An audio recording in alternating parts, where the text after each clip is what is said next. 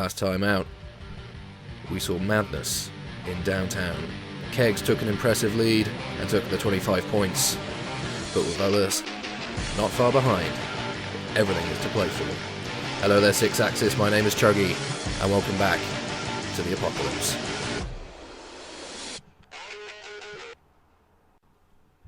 So hello and welcome to Heat 2. This week we are on the Mainline, all courses revolving around railways or storm drains, it seems.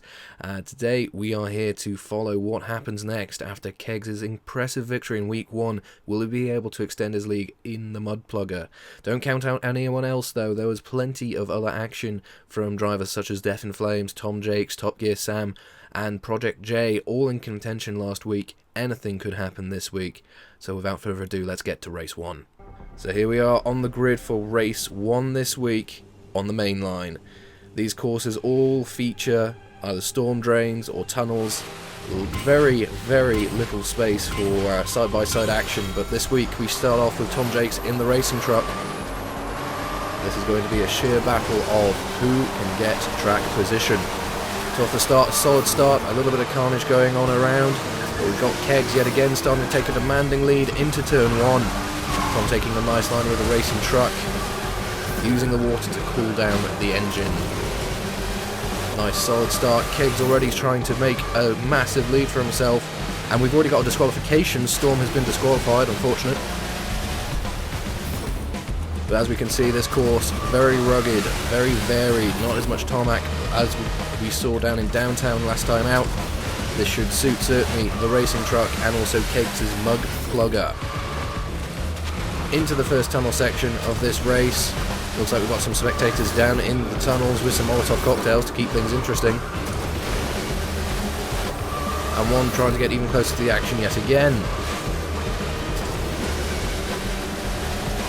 Now, these tunnel sections may seem quite easy from a viewing perspective, but you got to keep an eye out. Here we go with another perspective from Mad Junk Boy, down in 6th place in a buggy, a little further down in the tunnels.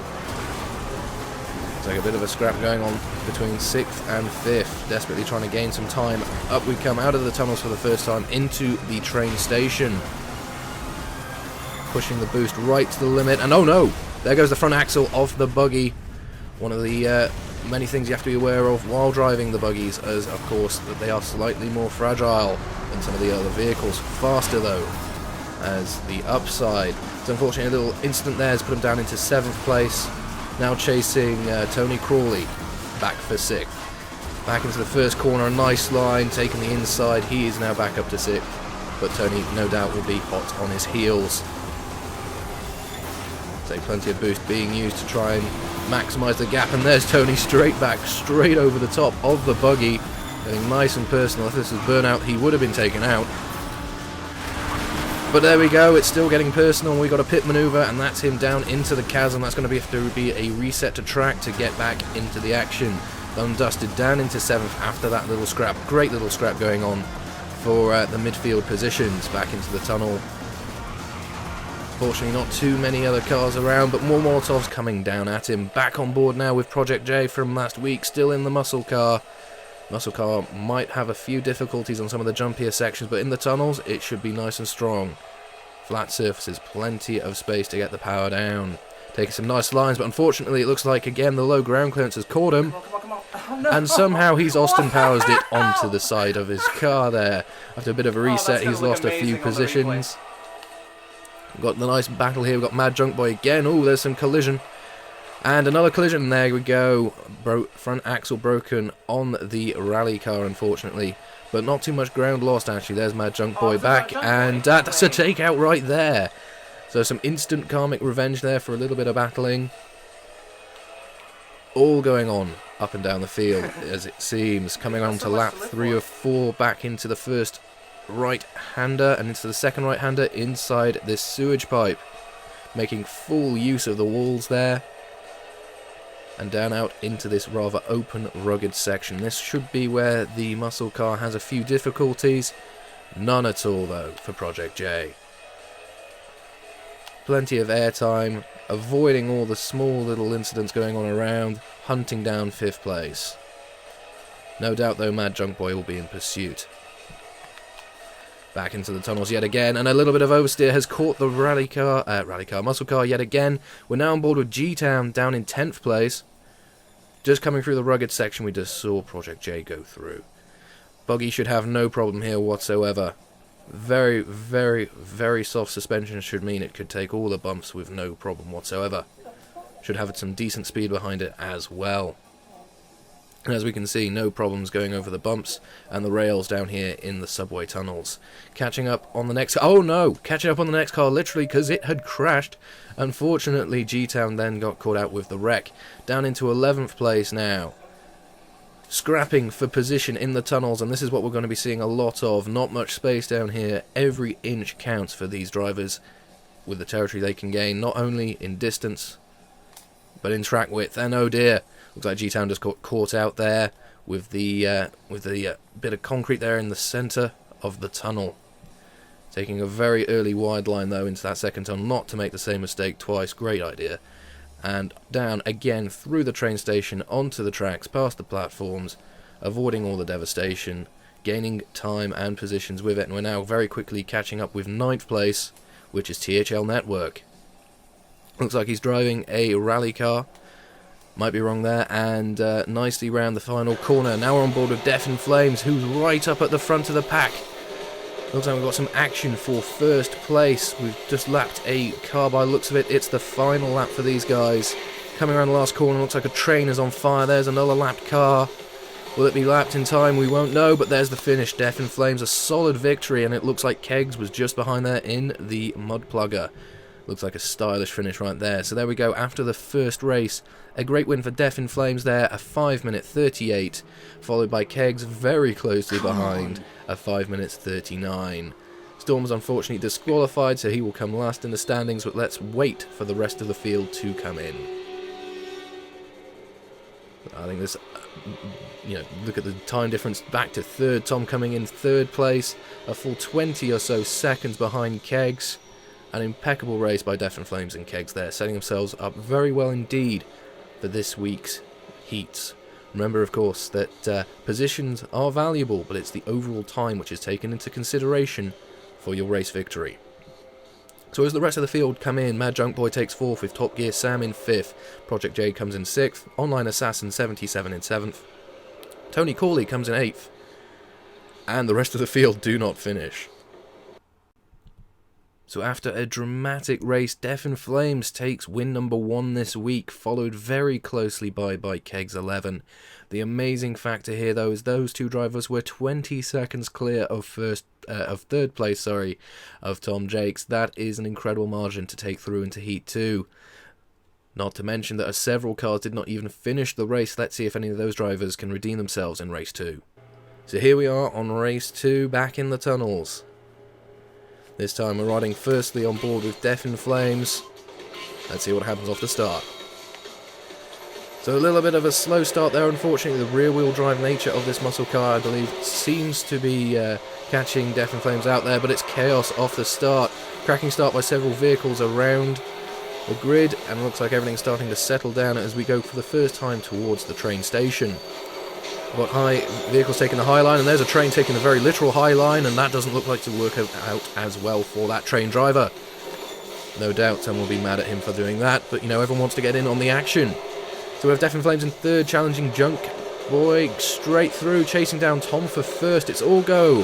Here we go, more scrapping for space in the tunnels. There's Kegs fighting his way forward. It looks like we've got a real battle here for the top 4 positions.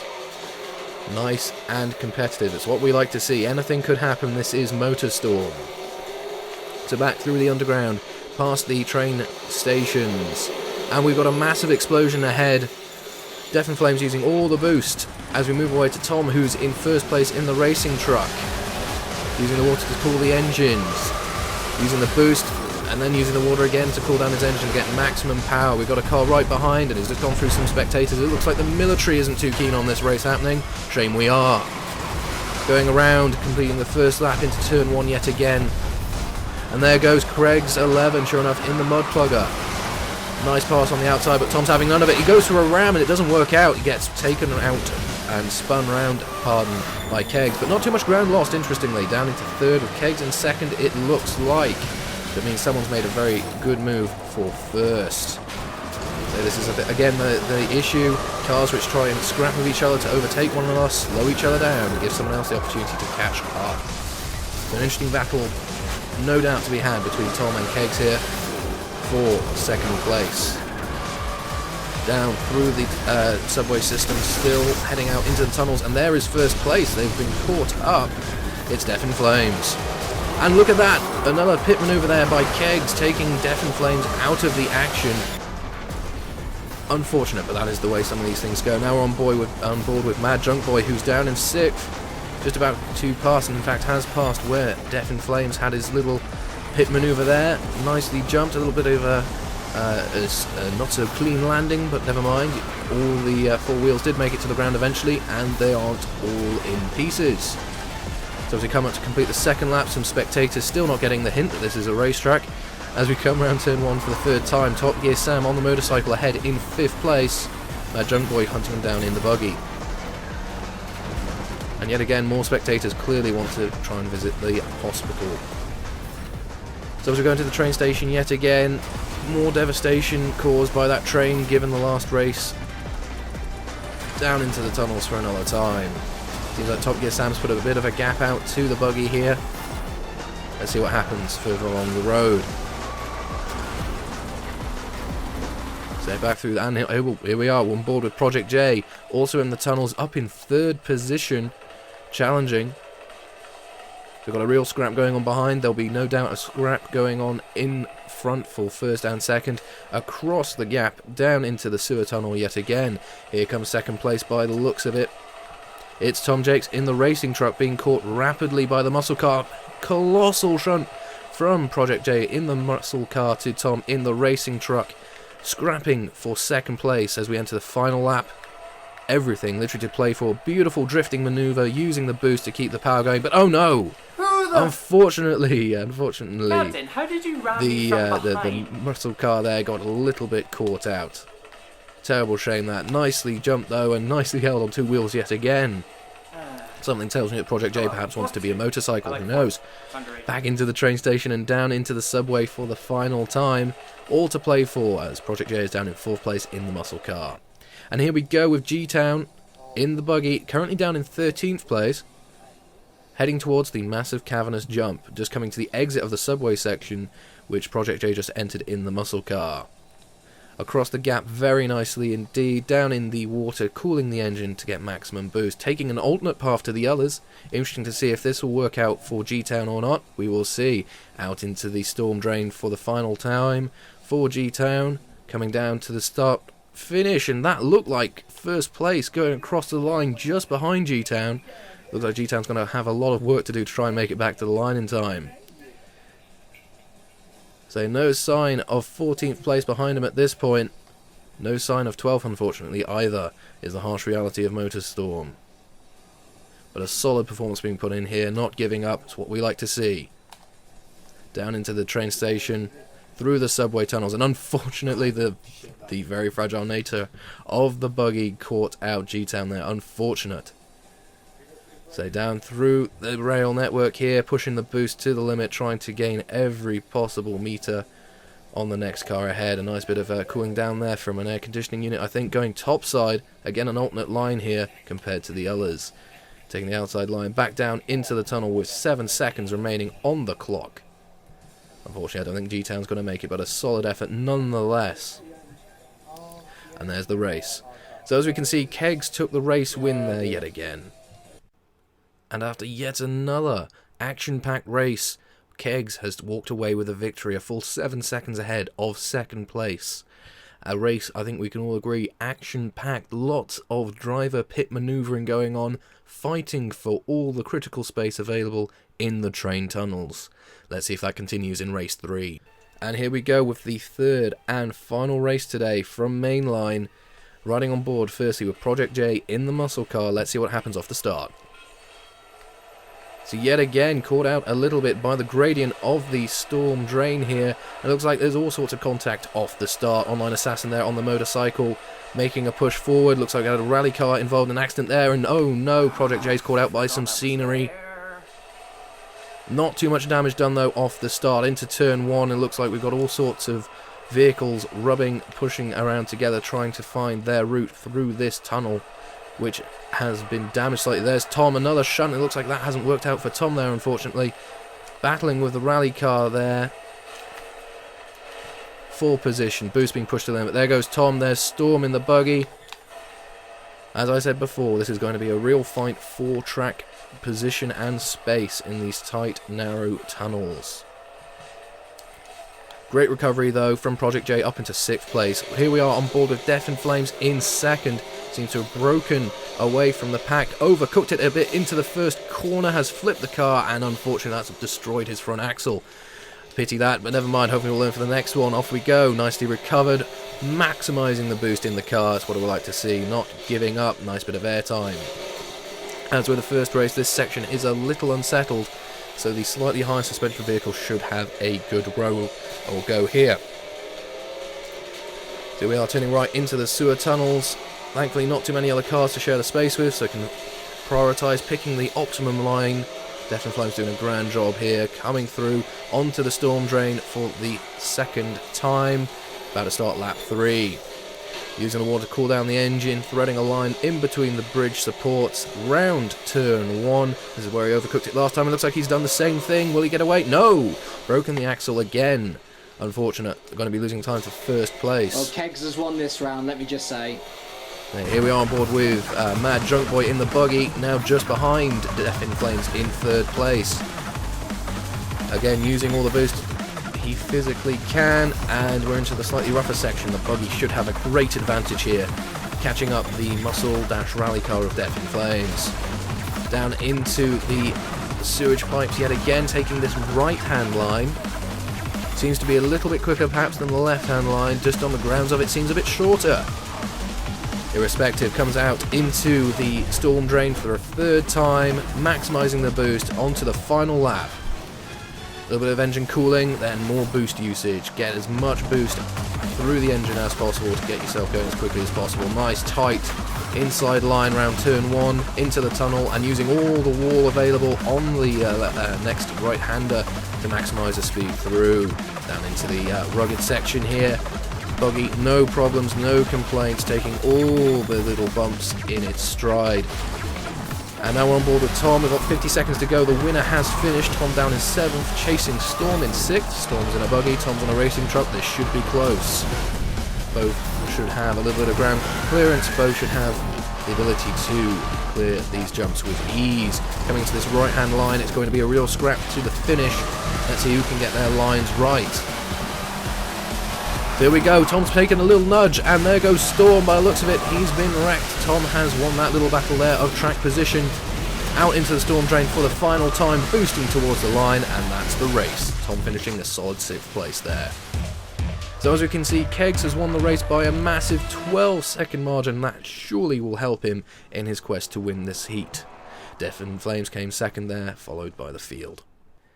And yet again, another massive win for Kegs 11 there, full 12 seconds to the next car, and as you can imagine, that has cemented his win in this week's heat on the main line.